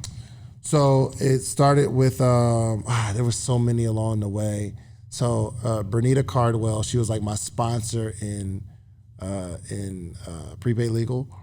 And then I got really close to Jonathan Green. And Jonathan Green, and he's been on the podcast. I he's love such JG. a giant to me. And the way the man's mind moves, I really attach myself to him. And I don't want to name too many names because I'll miss somebody. Right. But that was definitely one of the originals, Green. Yeah. And so having that mentor, what would you say to people right now who say, I don't need a coach, I don't need a mentor, like I can figure this out, I can YouTube everything and watch videos? What would you say to that person with that mindset? I mean, you might not need a coach or a mentor. You know what I mean? Like you got to where you are right now without one. And if you like where you are right now, then you don't need one. Or it's, okay, I got to a level where, I'm doing some things, but I'm 40 years old. Do you want to spend another 40 years trying to do it on your own? Go for it. So, but if you really, really want to take a part of it is somebody that just sees bigger than you. So I'm in this pitch, and the guy says, well, we probably need to do this equity deal because once you expand to this other city, I'm going to be able to put the proven success together. And instead of this $150,000 that we're talking about right now, I'll be able to get 3.5 million. You pocket $1.5 million of it, you put the other two or whatever into the project, because I've got that network of people. And then once we start taking it to other cities, it gets higher and higher. Then somebody's got to buy you out for the brand. Mm-hmm. You'll be a multi-million. Look, we can get $100 million for this concept. Now I'm thinking one building, one space, this is what we're going to do. But you need a mentor that can expand the vision a little bit. You know what I mean? Like, instead of, yo, I made this presentation, we could make $500,000 a year. He's like, yo, this is a $4 million a year project. Mm-hmm. Oh. So, I mean, if you are in your head, stay in your head. You don't need anybody to help see past where you are, but it's a harder road. Mm-hmm. You know what I mean? It's not even the Donnie, you do this, Donnie, you do that. Sometimes it's in their conversation. It's just in the conversation. Yeah. The big nuggets are in the conversation. For sure. Absolutely. It's not the scheduled meetings, and we know that. It's not the scheduled meetings. It's not the planned content that you see on the slides. It's in the conversation. Like, I can remember so many times being in the room with someone bigger than me who I admire, and it's when they get off the stage and you have that 30 seconds to like say something real quick. And you walk up, that's what you remember like the most, right? Mm. So what's next? Like, what do you see? Ooh, before we get there, I don't think I've ever heard this from you. Let's go. Talk to me about, you're married now. Yeah, happily. Very happily. You like that, Joe? It was, well, that tickled you. You feel me? What was dating single entrepreneur who's generating $250,000 in income a year? What was dating David Shands like? Piece of work. A piece of work. And it's some things I'm working on even to this day, being more connected, because I'm so nonchalant about everything. And especially if there's not a commitment there, I'm super nonchalant. Like, as my wife knows, like, she's like, yeah, you don't care about anything. Like, she went and got a little job, and I was like, oh, go for it. Don't do her with the little job. No. Do not do her with the little. You went and got your little house, your little job. You got your little nails done. But so her thing was, I don't want to be in the David Shands shadow. Like, I want to build my own. I want to have my own. I'm not looking for you to get money, give me money. So she went and she did like this contract where she does enrollment. So she actually went and got 2 contracts, and they overlapped. So I'm like, yo, how you gonna work both of those at the same time? She's like, I don't know, I'm gonna figure it out. And in my mind, we just had a conversation of, I want to go make my own money. I'm gonna do my own thing. I was independent before this. I was like, all right, cool. And listen, like 2 nights ago, she's like, I can't believe you let me do that. Because I did what? Because remember we was on the phone. I was like, you going back to that tomorrow? You going back to that job tomorrow? We were on the phone. I'm talking to Shands, and Dre comes in the background and was like, hey, ask Donnie, did she get my email? And I'm like, tell her I'm pulling it up right now. And he's like, yo, what'd it say? What'd it say? And I'm like, she's basically telling me that she's going back to this assignment. He's like, yo, you still doing that? Mind you, it's only been a week that she's been doing it, right? But he's like, yo, you're still doing that? Like, why are you still doing that? Get this though. So she wound up quitting. The next day. Yeah, the next day she hit me like, yeah, so my schedule has opened back up again. No, but this is what she told me. She said, you act like you don't care about anything. And she's like, you let me do that. She said, you let me work 2 overlapping like assignments or jobs or whatever. And I'm like, you said that's what you wanted. So I'm like, all right, go ahead. If it makes you happy, go for it. She said, no, I want you to like tell me something, like at least give me some emotion. So I say all that to say, it's still something that I'm dealing with my nonchalantness. Whatever people want to do, go for it. I'm with it. So you can imagine in a scenario where we don't have a house together, we don't have like a child, like if there's no connection, it's like, David, you act like you don't care. I mean, I don't a little bit. Yo, do you watch Curb Your Enthusiasm? You gotta watch Curb Your Enthusiasm. What's it about? It's have you ever seen Seinfeld before? Oh, it's my favorite show. Okay, one of my top favorite shows. So then you will love Curb Your Enthusiasm because it's about Larry David, who is the writer for Seinfeld. Oh, word. And you'll notice that You Seinfeld write that down. Is it on Netflix? it's on Amazon Prime for sure. It's on I don't know Amazon if it's Prime. on Netflix, but it's definitely on Amazon Prime. Curb Your Enthusiasm. And so y'all go Google Larry David, Curb Your Enthusiasm. This is gonna be David in like 40 years I just with the posted glasses and anyway. Seinfeld's character was clearly created in Larry David's image, right? And so Larry David is himself in this show, and he's really socially awkward. He gets along, he has friends, he flourishes, he's mega wealthy, but he's awkward, and everybody is like, yo, what do you care about? He's always in his own world. Like, if you want to do it, just do it. I mean, yeah. But it's that make you feel stupid kind of thing.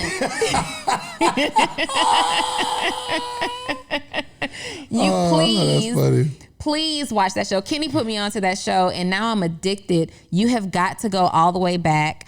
Did you see what Kenya Barris, who wrote Girlfriends, like his show? Okay. Anyway, it's like the version.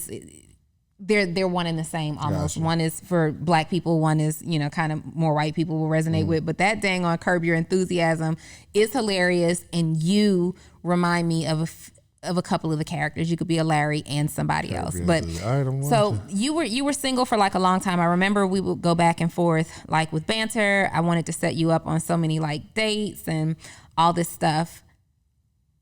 Why Dre? She is beautiful and amazing. She stole my heart. I can't. She's an awesome woman. She is a provider of love. She's a nurturer, and I think we need each other. We balance each other out, right? We cover each other's weaknesses, or I mean, it's hard to explain sometimes why you. Yo, what's up? I just think it's so cute. It's hard to explain the connection that you have with somebody.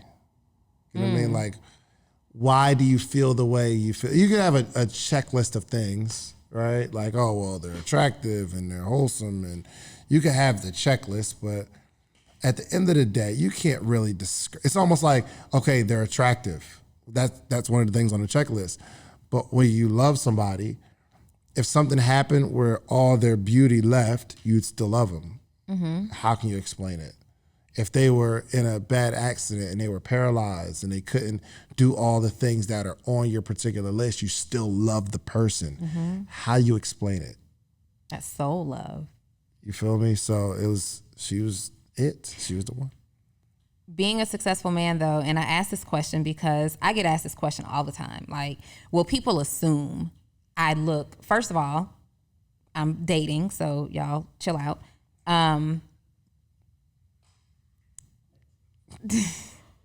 Okay. But people always assume that, oh, Donnie is this alpha female and she does this, that, and the other. And we know whatever track record they believe that I have. And so she must only date rich guys and, this, that, and the other. And you wouldn't say that about me. I ain't never seen you with nobody broke, though. Got him.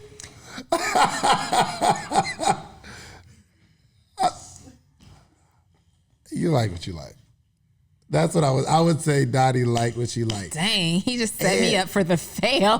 But here's the thing. I could. I'm trying to clean it up some way, but here's the thing. You are independent and you got your own. So it's not like you need a man to provide anything. But what I know about you is they need to be able to at least be on the level you're at. So you're not going, in every area, right? Maturity, finances, belief system, things of that nature. So, I mean, I think that, never mind. Yeah. What was the point you were making now? I'm done. Did I save it a little bit? He didn't save it, and it's really it's funny actually that you haven't seen me date anybody broke, because broke is a mindset, right? It's not a financial status.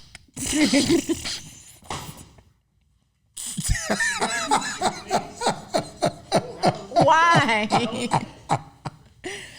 Broke is a mindset. It's not a financial status. Yes, that was good. And you actually, you did good on that. Yeah, absolutely. What's interesting is, without going too deep in this, you actually connected me with my most significant relationship. I had no idea of what that person does or did, or no idea, none. Did I? No, because I was doing some videos with this gentleman, and Donnie one time was like, "Yo, he's cute." Yeah, and then he was attractive. I think I posted, like sometimes you do the audio on the story, and this was like weeks later, and she's like, "He's cute and successful." Mm-hmm. But before, I actually said something before I knew anything about his success. And then weeks went by, and I'm like, so you just gonna keep flashing dude? He cute and successful? Yeah. No, but I was just saying that in response to what you had just said a second ago. You didn't know it. Anyway. You gonna move on? Yes, we're gonna move on. You just roll me. I can't wait to see what the people have to say about that. Right? Just set me up. Oh, that was fun. Anyway, people assume that successful people want successful people. I know that you never cared about that. Like you told me that you checked Dre out. Like you went to her Instagram page and there were some things that you noticed. Yeah, she wasn't lit. She was not lit. I like that. She was not lit. She's regular. Beautiful, but regular. Just she didn't have any, I like to look back at it pic. She ain't even had none of them. What's the pic? The little.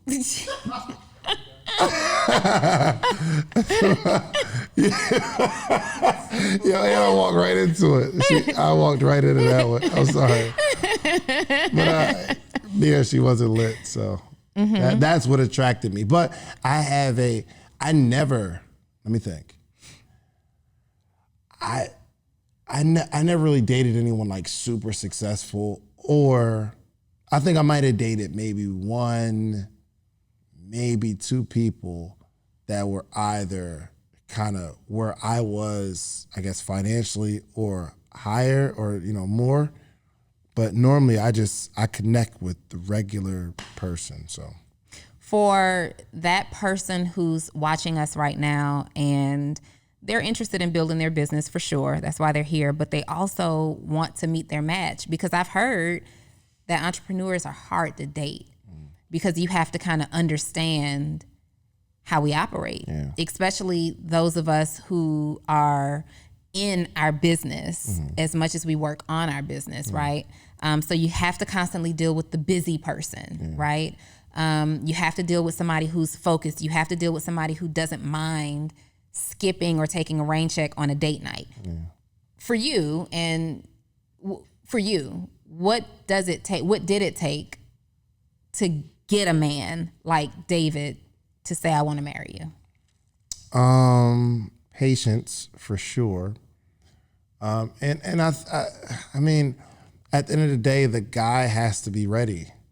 I mean, I was at a point in my life where I was ready.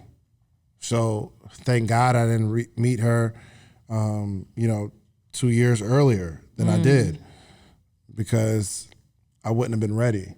You know what I mean? So I think the guy has to be ready, and you have to be ready to meet your match. You know what I mean? Like I feel like Dre was, pretty personally developed. Like just working on herself. Like she'd been taking care of herself for a while, for a long time. And I think I was ready, she was ready, we connected, and I don't know if there's a tutorial to it.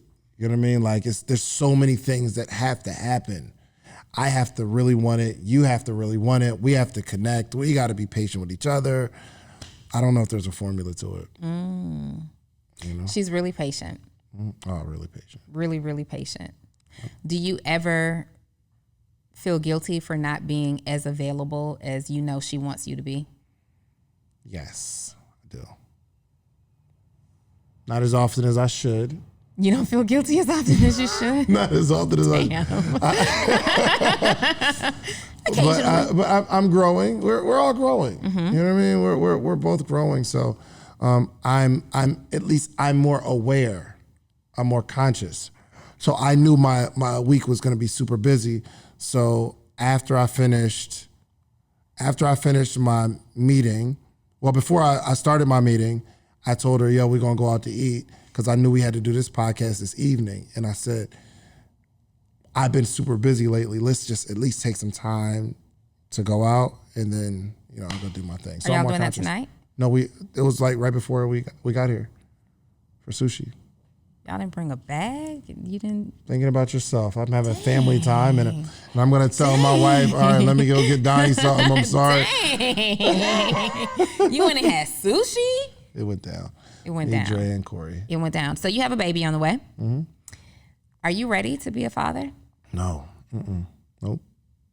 No? Did you say no, Javon? You're not ready to be a father? Nah. What are you not ready for? I don't know. I don't even know what I'm not ready for. Well, you have prepared. you have a 10-year-old stepdaughter who is your daughter. Yeah. So you have an idea. Ask me if I'm prepared to be her father. Are you prepared to be Corey's dad? I suck. I'm trying to get better. I'm trying to enforce some stuff, enforce some stuff. So look, 8:00, right? I have my call every morning. Corey has class at 9. My call is over at 8:55. I'm downstairs in my office till about 9:05. I go upstairs. She's still in the bed. I say, Corey, get up and get in class. So she gets up and turns her computer on, and I just walk away, and it's over. And then she does that sometimes. I don't know what to do. I don't know what's going on. Can you not, are you afraid to discipline her? Or do you not want to be? She's a little girl. I don't feel comfortable disciplining. I got on her case one time. I really girl, you better, because she did something disrespectful to her mom, and I'm like, girl, you better not. Now I gave her a bunch of threats. I wasn't gonna do nothing, but did you feel guilty about that? No, because from that point on, and literally this had to be 6 months ago, she has been super I think she fears me now, which is you have to. You have to assert yourself with kids and not necessarily. It's tough because my daughter is 18 now, and I feel like we do have an element of a friendship. Yeah. I think there's just a certain trust that we have, but even at 18 years old, she still know. I am your mom first and foremost. Yeah. I'm your mom, period. Yeah. Don't let this French stuff get you twisted. Right. Okay. But you were able to have her from a baby, and then, you probably weren't ready. Oh, absolutely not. You know I wasn't ready. You become ready. So I was terrified until it was real. Yeah. I was terrified until it was real. Yeah. And so you are not ready, but I'm sure you will be ready. But some things are going to have to change. Oh, 100%. Are you ready for that? No. Do you know, have you identified what's going to have to change? Mm-mm. Your availability, number one. Yeah. Yeah.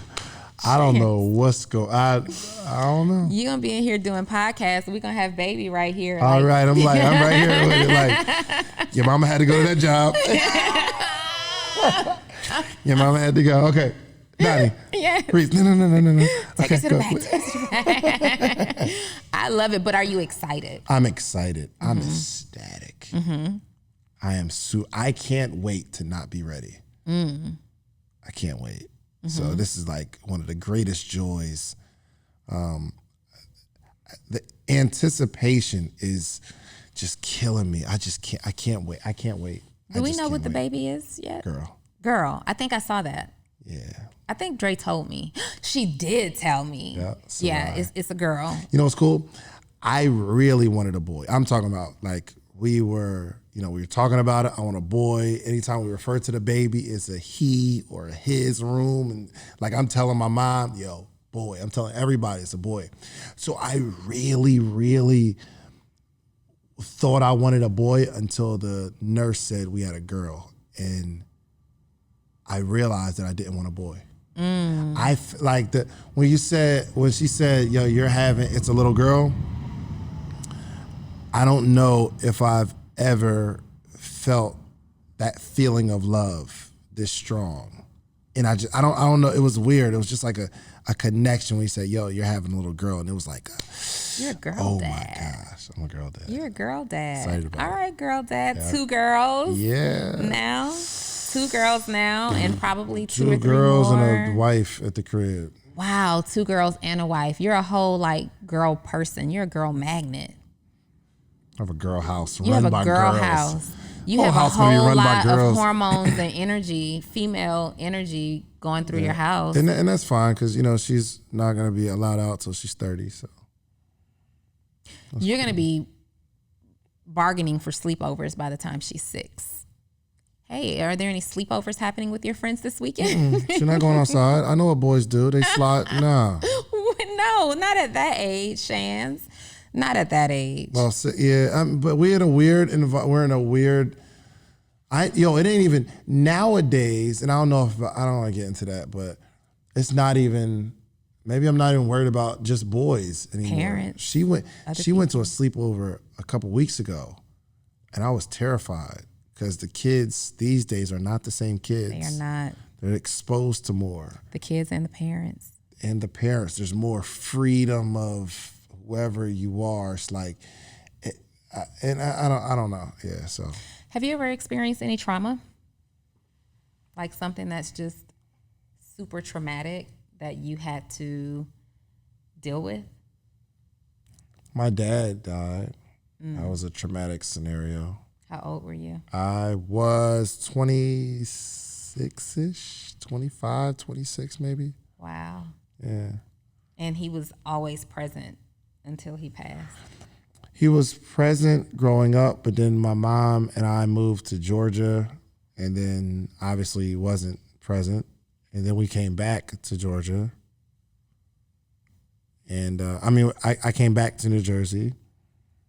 And then he's always been there. I've never ever questioned my father's love, ever. Mm-hmm. I never questioned that he didn't love me with everything he had in him. Yeah. Even during discipline, he never just disciplined me. There was always a conversation first because he wanted to make sure that I knew he was upset at what I did and not upset with me. Ooh. He just wanted to make sure I never remember him like being so mad. He'll be mad and send me to my room and I have to just wait there. And I thought he did it because he just wanted to finish his stuff and he wanted me to like reflect on what I did.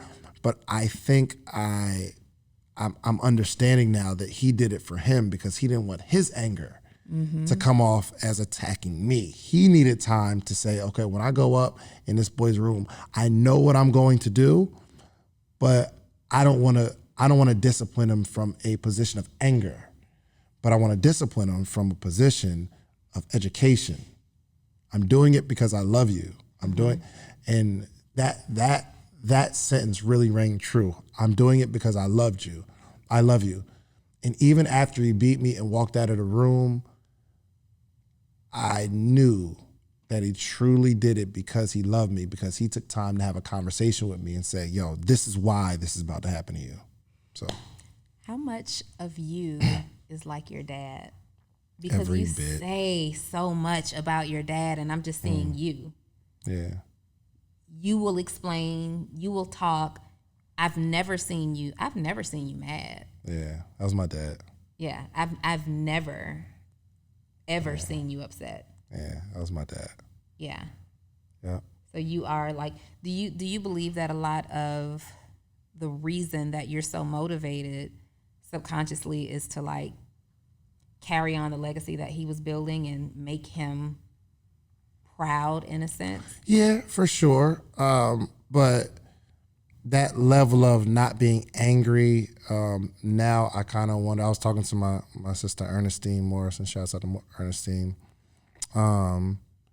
She said, like, we took an acting class. So she's an actor. That. Yeah, what is so that about? she's teaching me how to act. But the first session we did was yesterday, and she said, for you to really understand this art, it's not about saying lines, it's about tapping into a part of you. So we did a bunch of exercises, and when we're done with the exercises, she said, you are extremely guarded. She said, yo, same thing, yo, I've never seen you like upset or anything like that. And I feel like you've buried some stuff so deep that it doesn't bother you because nothing bothers you. I don't know if I believe that nothing bothers you though. I think that you are very controlled in how you respond to things. Yeah. Right? But there's some things that should bother me, right? I did I don't know if it was a therapy session or like coaching session with this guy. He was over at church. This was years ago. And we're going through all this stuff, and he's like, we got so far into the conversation, and then I mentioned that my father had passed recently. And he's like, what? But when I'm talking about like upset and pain and what really hurts you, your father passing recently, it wasn't a hard thing to deal with. And I'm like, I mean, it was tough, but he would have wanted me to just keep moving forward. But he's like, no, that's something you deal with, like a close friend passing. Your cousin died, and there are certain parts about my life that there are things that should affect me, and they don't. So I don't know.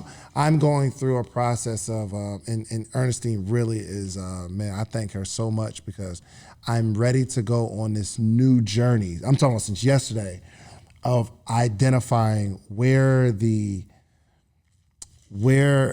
my emotion is. Where it's buried. Where it's buried. What's piled up on top of it. I want to tap into vulnerability. Are you considering like a mental health coach or a therapist? Acting classes. Let's see how those go. We had some breakthroughs yesterday a little bit. So let's see. It might, you never know.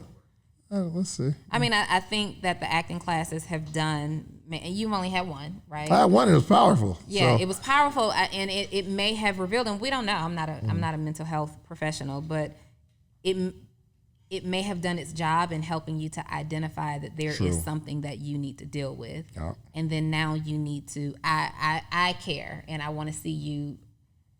It's important to feel. Yeah. It's important to express emotion, right?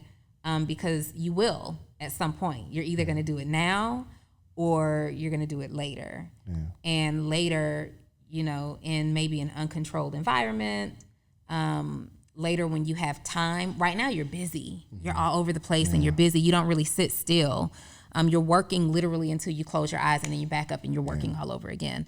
And so I think it's important. I'm going to encourage that for you to talk to somebody and just see.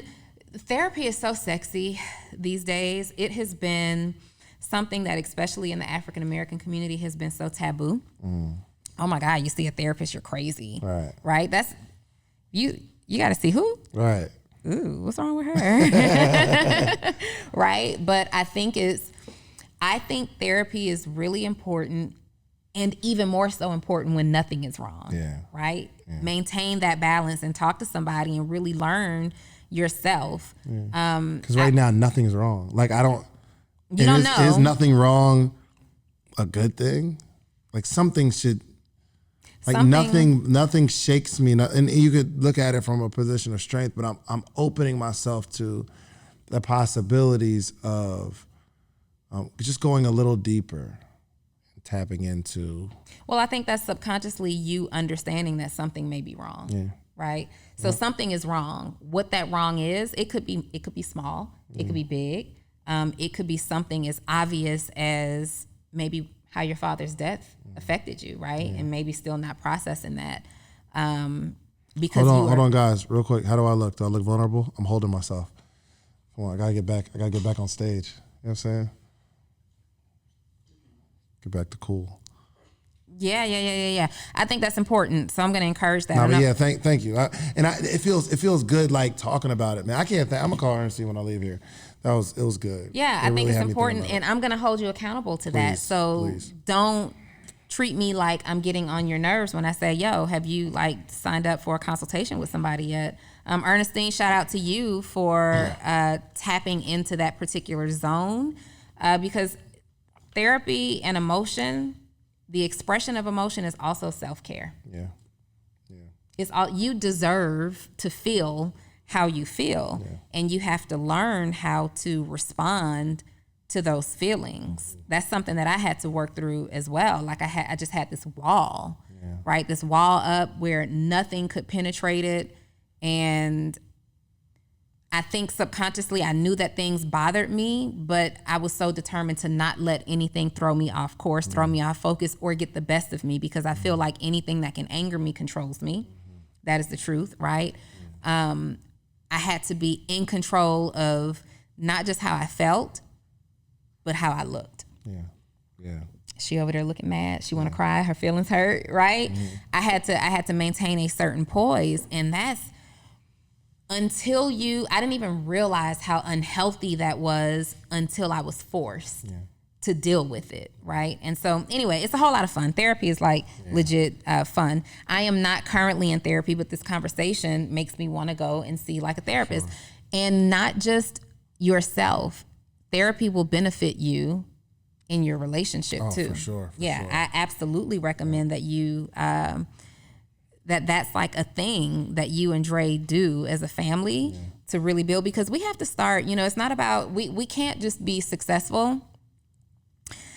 And I remember one time my daughter got in trouble and I was so disappointed, so disappointed. And I felt like here I am, this woman who impacts the world, or not, my world, my community.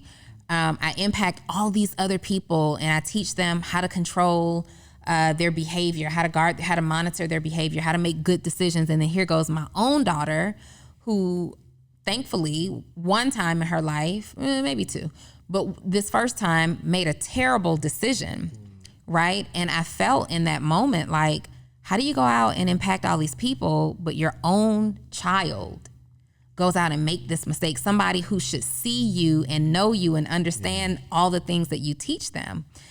And I was disappointed in her. I was disappointed in myself. I felt like a failure until I realized that her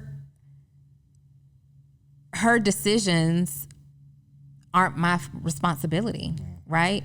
My responsibility is to teach her. My responsibility is to guide her. My responsibility is to show her what the outcome of good decisions and bad decisions will be.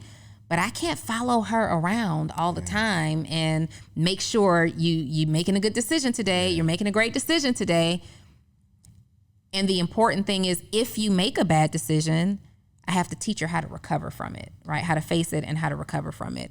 And so that was something that I had to deal with. And when that happened for me, because I was opposite of your dad, I was mad at her, not what she did. And looking back now, I wish I had taken the posture of, I was mad at both. Yeah. I'm mad at you and I'm mad at what you did. Like, how dare you be my child doing this stuff, right? So I was mad at both.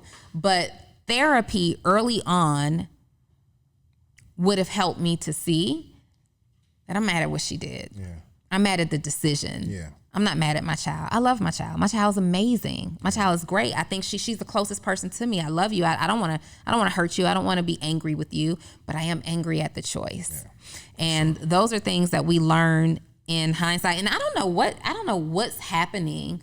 I don't know if it's just an adult thing, like we're adults now and mental health just becomes this topic, but it just hit me out of nowhere. Like suddenly one day everybody's talking about get a therapist and mental health and there's all these things popping up. Is it because we grown now or is this like the thing? Is this where we are? I think it's people with bigger platforms are opening up the conversation for it to be okay. You know what I mean? To be vulnerable. You know what I mean? Just vulnerability is cool. You got these shows like Ivania, Fix My Life. Yeah. People like that, and people who are like, Charlemagne is definitely pushing like the mental health agenda, and making sure, for sure. So, I think we're just in that space right now. All right, give me 3 things that you believe every entrepreneur should know. 3 things that every entrepreneur should know. 1, that it's not that bad. So some people are just in really tough situations and they feel like the worst is happening to them. But what helped me through this journey is realizing that my situation feels so bad and so heavy is because I'm carrying it. But when you go to a third world country and you see that situation, or you go, you listen to these stories of people that are super successful and they were homeless. Remember I told you I never slept on anybody's couch, but I felt like my situation was so bad. But there are people that are homeless right now that will soon be multimillionaires. They're under a bridge right now. Right now. They will soon be multimillionaires in the next 5, 6, 10 years. There are people that are like going through some stuff. So understanding that and operating out of a space of gratefulness for where you are, because just as easy as you can count all the things that's wrong, you have that many blessings, that many gifts. Like you have your limbs, you have your fingers, you have the right mind, you actually have a job that you complain about all the time, but you got a source of income. You got people around you. You have internet to watch this video, right? So 1, understanding that it's not that bad. 2, understanding that you're not that good. You need to grow. Wow. You gotta grow. And I think especially the more success you have, the less you feel like you need to grow because you're at the top, like you're killing it. And it gets harder and harder to receive information. So that's why I like to interview homeless people and find out how did you get there, because it's something you could teach me. I go to the kids and I want to know what's going on in social media. They know what's happening next. They're like on the ground floor. I'm trying to stay in student mode, so continue to grow. The last thing is try your very, very best to see the picture of where you're going. You know what I mean? Like in your head, and write it down, write the vision, make it plain, try to identify where you're gonna go. So every podcast, like I'm asking people, yo, I want you to make a prediction where you're gonna be in 5 to 10 years. And most people can just, if they're sitting in this seat, like I'm sure I asked you the question, we can say it because you see it, and that's how you get there. So you see the picture, you know where Donnie's going, like you've mapped it out, you saw it, like we're taking steps there. But if you don't know where you're going, you might just start taking steps in different directions and then end up in a place like, how the heck did I get here? Well, you weren't going to a specific destination. So those are my 3. Where are you going to be in 5, 10 years? In 5 to 10 years, our morning meetup will still be running. We will have thousands of people in the morning meetup. I'll never have to market or promote an event or conference ever again. I'll already have the community. And these conferences probably won't even be available to outsiders. It'll only be the community. We will have podcast studios in 3 or 4 cities around the country. Just definitely multi 8, 9 figure status. Last question. Are you happy? I can truly say that I am happy. Mm-hmm. I am in a really good place in my life. Mm-hmm. I mean, when I leave this podcast, I'm going home to a woman that loves me and that's carrying my child. Oh my gosh. We're sitting in a studio that we get to create content for the world. And we know that when this comes out, somebody's going to DM, somebody's going to email and say, yo, you helped me. I went to the bank. A few weeks ago, and one of the kids that was in a classroom that I spoke in was my banker. And he said, Mr. Shands, I remember. Yo, I took the stuff you really inspired me. Yo, we are planting so many seeds. God has been so good. I am in a position where I don't need the money that I would make on Saturday, and I go to church, and I'm in church all day Saturday, and I love it. I'm happy. I love it. There is never enough time, right? Like where you're in the middle of a conversation. I love that this is a conversation rather than an interview, and I am happy to have been the person to highlight you. Thank you. On the Social Proof podcast. And with that said, we're going to, do you see the time? It's crazy late. Oh, we've been working. We've been Goodness working. Gracious. Yeah, that was good. It's crazy late, but we got a lot. And I want to do a follow-up to this soon, whenever we can do that, because there are so many questions in my mind right now that I want to ask. And we just don't have the time for it. Yeah. We just don't have the time for it. But I definitely want to. This could be a little segment. We just need to hop in the studio and go. Let's go. And we can break it up. Yeah, for sure. We can break it up. Won't have a beginning, won't have an ending. We just go until we are done going. For sure. Right. Social Proof podcast, David and Donnie edition. We will be going on the road. 100%. Soon. Yo, let's get a date for our next recording, and let's do it. Let's do an event. Let's go to the West Coast. Okay, well, we can start here, though. Oh. Just start here. When I go, I go. I mean, but I don't think West Coast is even open yet. You know what I mean? It is. I mean, is anything closed right now? No. Well, yes. I think it's really... France, I think, closed. France reclosed. Yo, seriously? I had coronavirus earlier this year. So many people think that because we're doing this, that we're totally oblivious to the fact that there's this pandemic that's happening right now. Part of me didn't mention it because what we bring to the table through this podcast is like light and hope, right? Sure. We don't necessarily want to focus. The world is going to introduce us and keep us reminded of the bad, the negative, the disaster, the trauma. I don't feel like we needed to bring that energy. But for you guys to know, I actually was sick for more than 2 months with coronavirus. The first part of that, not really even knowing what it was. And it was a result of traveling and being in this large conference with, I think, 13,000 people, really sick to the point where I thought your girl was out of here. I told you that. I thought it was over. And so we're very aware of what's happening, but we still have to continue. We got to continue to work, right? And I know that I pray every day and we're covered, and you pray and we're covered, and y'all pray for us because we still have to work.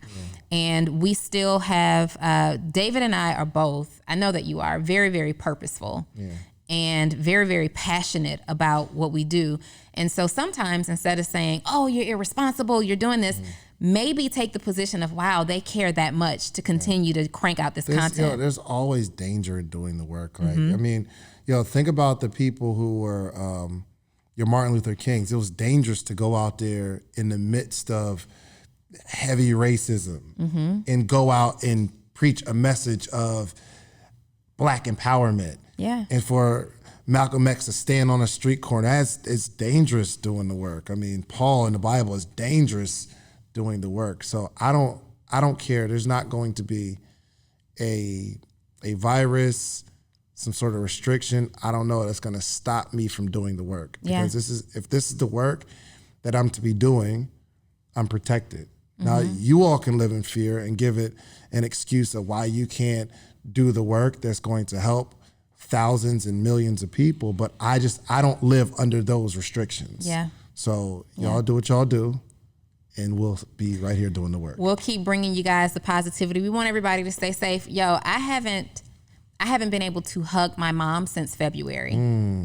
I sent her on a trip for her birthday at the end of February. We went on a trip at the end of February through March. I came back. I was sick. My mom and I live in the same condo building. She's just a couple of flights away from me. And she would literally... My mom. Sorry. She would literally have to... I couldn't take care of myself, and my mom would literally fix me food and leave it outside my condo door, and I would have to get to that door however I got to that door to get the food. But I have not hugged my mom since her birthday, right? So I understand all the risk that's here. You know, my mom, I will literally go to her condo and I'll be all the way down the hall, like 50 feet away. I'll get off at the elevator and I'm like, I just need to see your face, right? She's masked up, I'm masked up. And so we're being cautious. You know, on the flip side of that, I live in a condo building. And so I'm going to encounter somebody on the elevator. And if I have to encounter somebody on the elevator to go outside and walk my dog, and I have to walk past people to go outside and walk my dog, I gotta work. Yeah. Right? You can't pick and choose where you may pick something up, right? Yeah. That'll make you sick. But we encourage you all to continue to practice what you think is necessary. Typically socially distanced. We still go out in public masked up and do our thing. And we hope that this virus this pandemic goes away soon. Yeah. We hope that it goes away soon, but it doesn't look like that's the case. No. And so what do? What do you do? What do you suggest people who have to work do?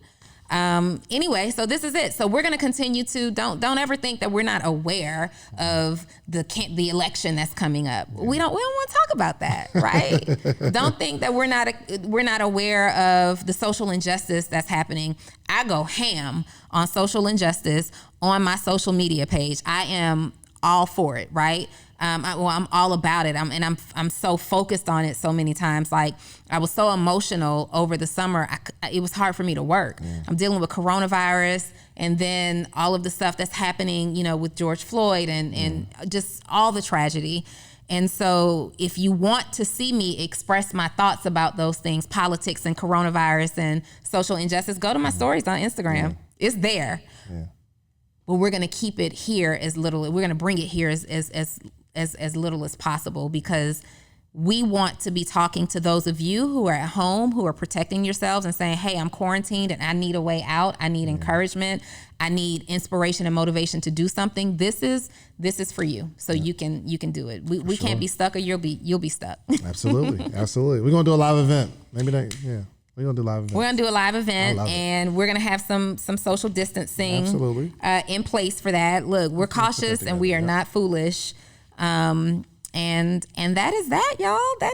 This is a good episode, Shands. Good episode, guys. Was it a good episode? Okay. Y'all have any questions? I do.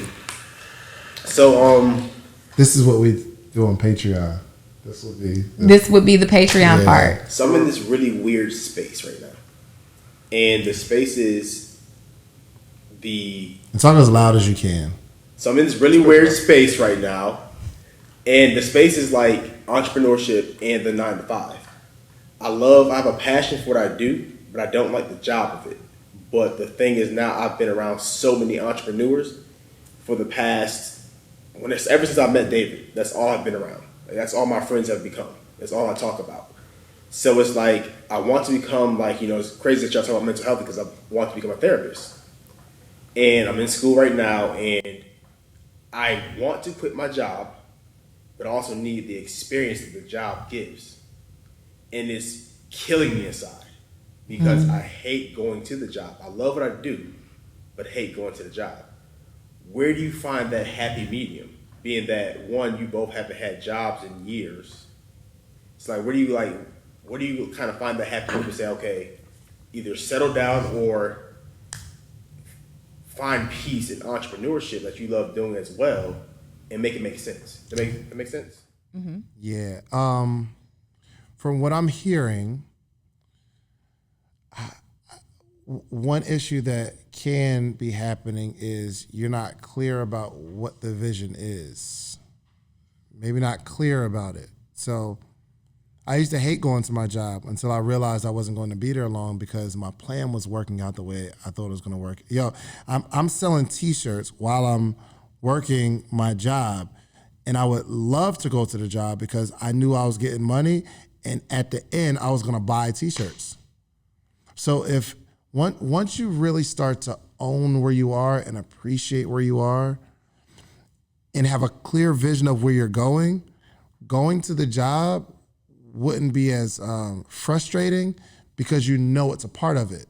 Like people don't say, I hate going to class, because I'm gonna go to class, I'm gonna do my work, and I'm gonna get a job soon, right? You might not wanna do the work of it, but you feel accomplished because this is a part of the process, right? You feel good. I only got a senior year left. Freshman, sophomore, junior, it's senior year, let's go. And you're not gonna like every class, but you're gonna have a sense of it's almost over. Yeah. That's crazy. That's where I feel like I'm in senior year. Yeah. I've gotten senioritis. But you need that vision. Right. And the plan needs to, if your plan needs to be working out perfectly right now. So in my head, when I was working at the Cheesecake Factory, the plan is working. And I was just excited because it's only a few hours out of your day to be a part of that plan, and eventually it's going to work out to you getting to the goal. So I would say you can't love what you do and hate the job of it.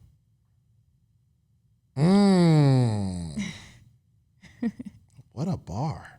What a bar that was. Seriously, you can't love what you do and hate the job of it.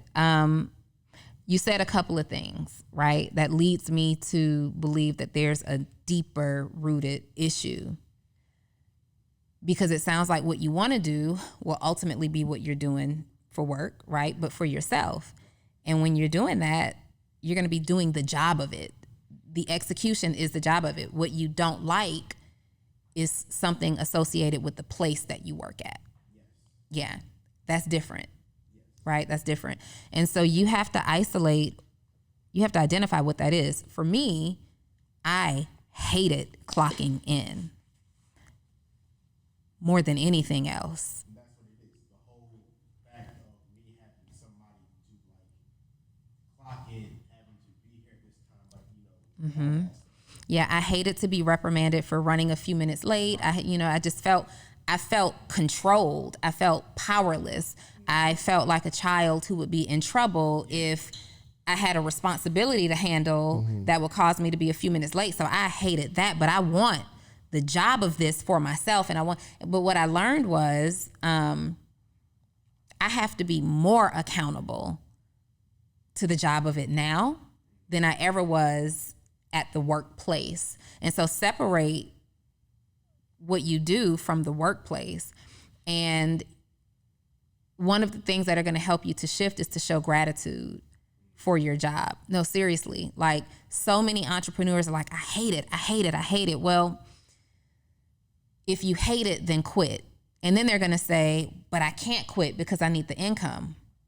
Well, if you need it, then be grateful. If you need it and you have it, be grateful, right? Because without it, doing this for yourself is probably not as tangible as you would like for it to be.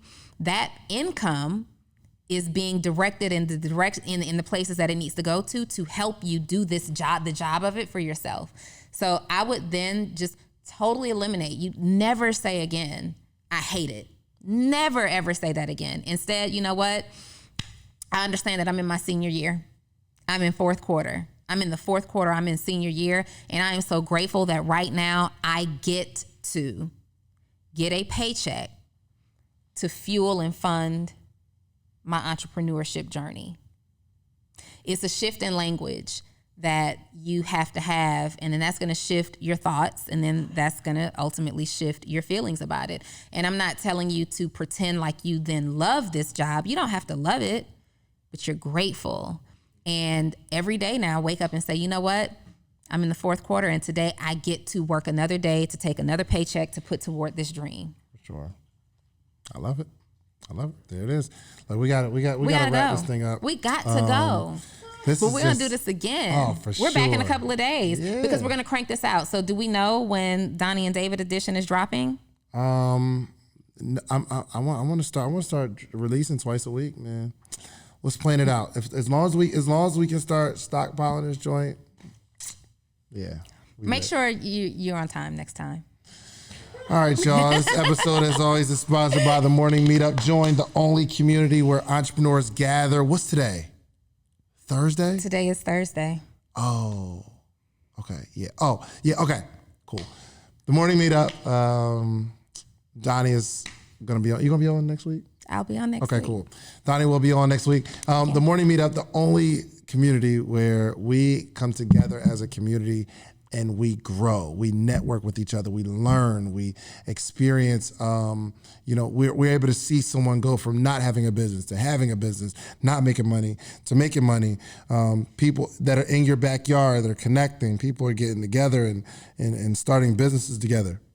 Some people talk about bringing the community together. We actually bring the community together. So go to themorningmeetup.com and enroll. Okay, just try it out. It's only $1. It's only $1. Try it out. So we'd love to have you. Donnie, close us out. And you guys know that or maybe you don't know, if you are looking for help starting or developing your business to 6 figures or whatever your goal is, and you are looking for a coach, you're looking for programs, you're looking for some answers, I am your girl. You can find me on Instagram. The link is going to be somewhere on the video, and I have a ton of resources for you there in my bio, or you can go straight to 6figureedu.com and check out some free training that I have there and connect with me on that level. It has been amazing. Yeah. And I can't wait to be back in this seat. Oh, one last thing. We are also going to be bringing entrepreneurs in. So if you are in the Atlanta area or you can make it to the Atlanta area, just for now, you check your DMs? Yeah. Send me a DM. Do my best. Send me a DM at Donnie Wiggins _ and let me know that you are a new entrepreneur or an aspiring entrepreneur who has questions. So just like Javon, you may want to pick our brains, and we are